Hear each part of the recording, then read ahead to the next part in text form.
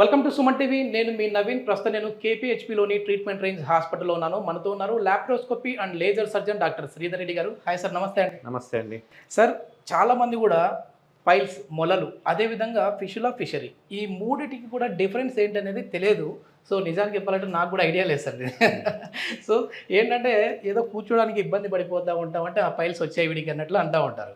So ఈ మూడింటిని ఎట్లా డిఫర్ చేయాలి, ఏది మాకు వచ్చిందని మాకు తెలియాలంటే? మంచి క్వశ్చన్ అండి. యాక్చువల్గా చాలామందికి తెలియని విషయం ఏంటి అంటే పైల్స్, ఫిస్టులా, ఫిషర్ మూడు ఒకటే అనుకుంటుంటారు.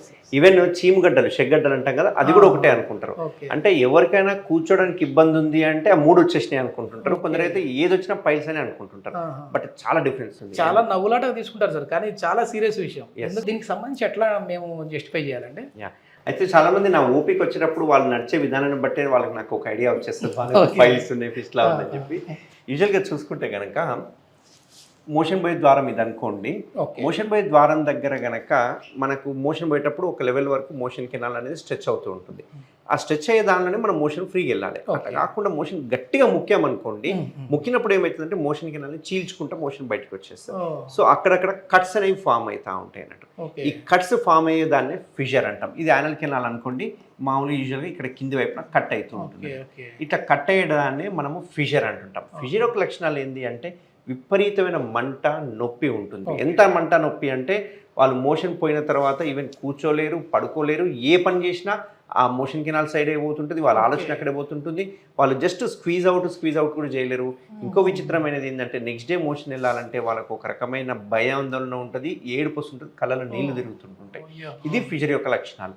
అంతేకాకుండా ఫిషర్లో ఇంపార్టెంట్ ఏంటి అంటే కనుక ఫిషర్లో బ్లీడింగ్ ఉంటుంది. ఆ బ్లీడింగ్ కూడా పెయిన్ఫుల్ బ్లీడింగ్ ఉంటుంది. అవి ఫిషర్ యొక్క లక్షణాలు.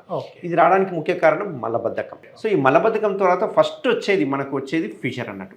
సో ఇది కంప్లీట్ ఎంటిటీ, సపరేట్ ఎంటిటీ.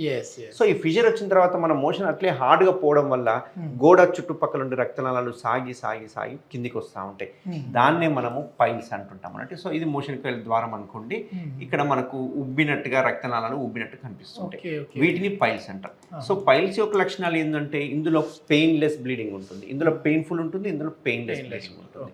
అంతేకాకుండా ఇవి మనం వాష్ చేసుకుంటుంటే చేతికి తగులుతూ ఉంటాయి, ముద్దలుగా తగులుతుంటాయి. కొందరైతే మనకి ఎక్స్పీరియన్స్తో చెప్తుంటారు, సార్ నేను మోషన్ పోయిన తర్వాత ఏదో ముద్దలాగా బయటకు వచ్చింది, మళ్ళీ తోసుకుంటే లోపలికి వెళ్ళిపోతుంది. అది గ్రేడ్ 3, గ్రేడ్ 4 పైల్స్. కొందరికి ఆ ముద్దలు బయటికే వచ్చి అలాగే వదిలేస్తుంటారు. ఆ ముద్దలు అట్లే ఉండిపోయి గట్టిగా ఫామ్ అవుతుంటాయి. అవి పైల్స్ అంటే. సో పైల్స్, ఫిషర్కి అసలు సంబంధమే లేదు. మూడవది చూసుకుంటే కనుక ఫిస్టులాస్ అంటాం.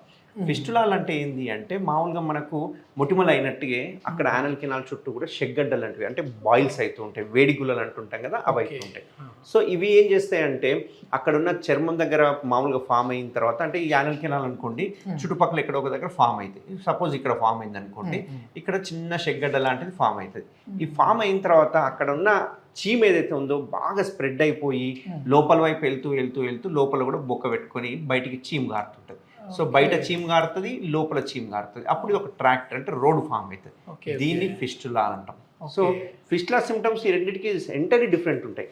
ఏముంటాయి, ఒకప్పుడు గడ్డలాకయ్యి అది పగిలిపోయి లోపల చీమ గడ్డ అయిపోవడం, చీము గారడం. మెయిన్ వాళ్ళ సిమ్టమ్ ఏముంటుందంటే పెయిన్ కంటే కూడా చీము గారడం, ఏదో తడి అండర్వేర్, ఇన్నర్వేర్ ఏదో తేమ ఉన్నట్టు అనిపించడం. ఇది ఫిస్టులా లక్షణాలు. సో మూడు ఎంటైర్లీ డిఫరెంట్ లక్షణాలు. సమ్మర్లో మొలలు ఎక్కువ వస్తూ ఉంటాయి, పైల్స్ అనేసి అనుకుంటా ఉంటాము.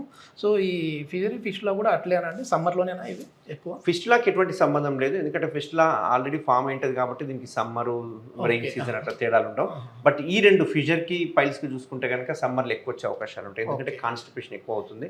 సో వాటర్ కంటెంట్ ఏంటంటే చలికాలము, వర్షాకాలము తీసుకునే వాటర్ కంటెంట్ 4 లీటర్లే. అదే మళ్ళీ ఎండాకాలం వచ్చినప్పుడు 2 లీటర్లు పెంచాలి, కానీ పెంచకుండా అదే 4 లీటర్లు తగ్గిస్తుంటారు.